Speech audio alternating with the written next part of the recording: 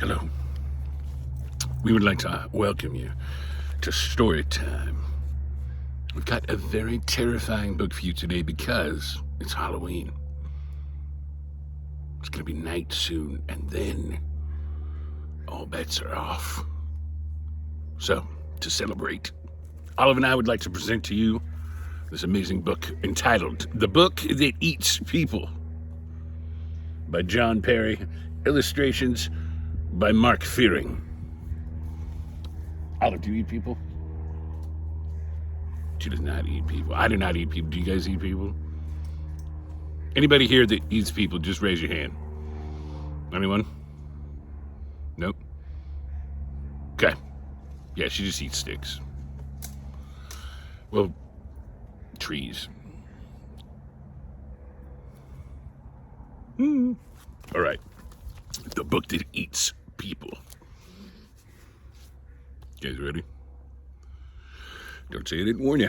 Okay, it's by John Perry, illustrations by Mark Fearing, and it was lent to us by our good friends at North Bend Public Library. Always remember to turn in your library books. You too, Olive. Also, don't chew on your library books. That's another good lesson. All right. Here we go. The Book That Eats People. Looks pretty terrifying. The Book That Eats People by John Perry, illustrations by Mark Fearing. Happy Halloween. I'm a little nervous already. Caution. This is a book that eats people. If you hear growling while you're reading it, stop reading it, close the cover, and put something heavy on top of it.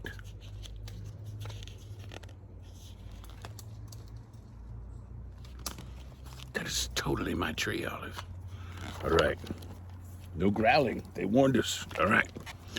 Do not let your little brother or sister read this book, especially when this book is hungry. You should always assume that this book is hungry. Ominous and forbidding. Remember, this is not a storybook. This is not a book of rhymes.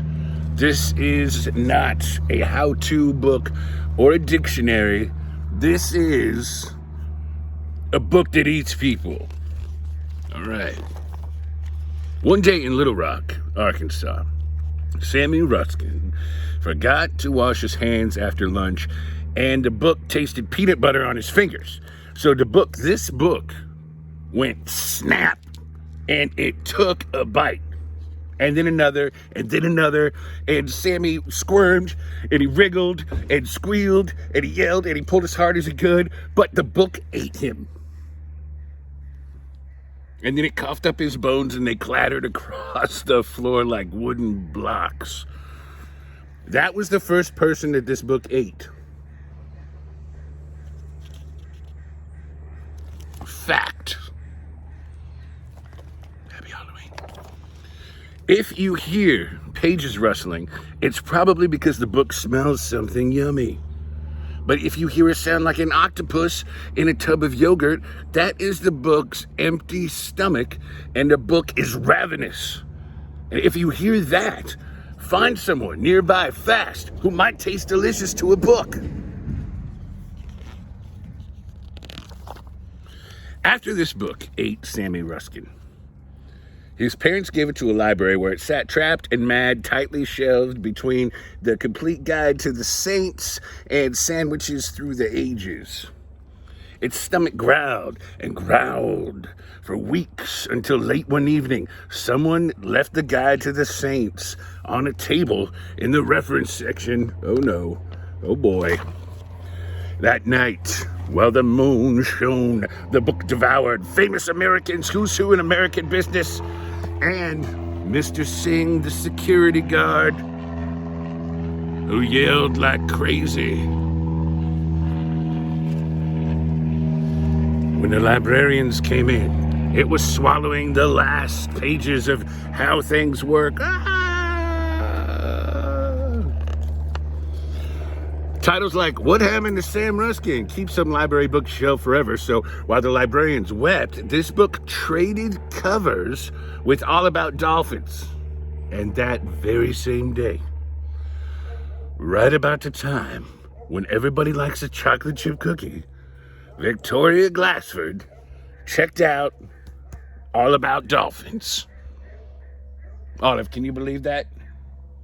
We're very nervous about Victoria Glassford over here. She put the book on her nightstand, but before she could finish, Olive, before she could finish brushing her teeth or anything, it jumped up, thumped on her head, and gobbled her down, beginning with her polished pink toenails. Have you ever heard a book burp? Gross. This is a bad book. A book with teeth and claws. It is a monster that eats people. You should throw it in the fireplace on the coldest February day and grind it page by page in your dad's coffee grinder. Specifically, experts say that when a book eats someone, it's either self-defense or a mistake, and a book never eats anyone again. But this book ate Sammy, Victoria, and Mr. Singh, and then it ate Joey and Juan and Isabel when they found it in a heap of boxes on a street in Philadelphia.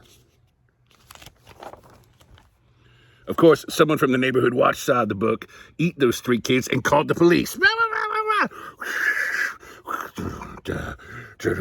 They took it. They locked it in a jail cell where it ate Chuck Anderson, who deserved it. Some people think it's cruel to chain a book, but the guards did it anyway. Judge Cox, who loved all books, sent it to the zoo where zookeepers tried to reform it. They fed it fried chicken and pickles and hot dogs and ice cream and noodles and toast. But nothing worked because this book craves people.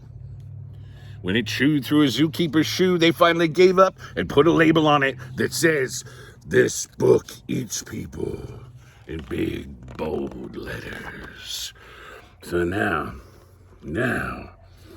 everyone knows what kind of book this is. Who knows where you found it, but be careful. Never read this book with syrupy fingers. Never read this book with cookies in your pocket. Never turn your back on it. Never, ever read this book alone. Because this book is always hungry. And it eats people.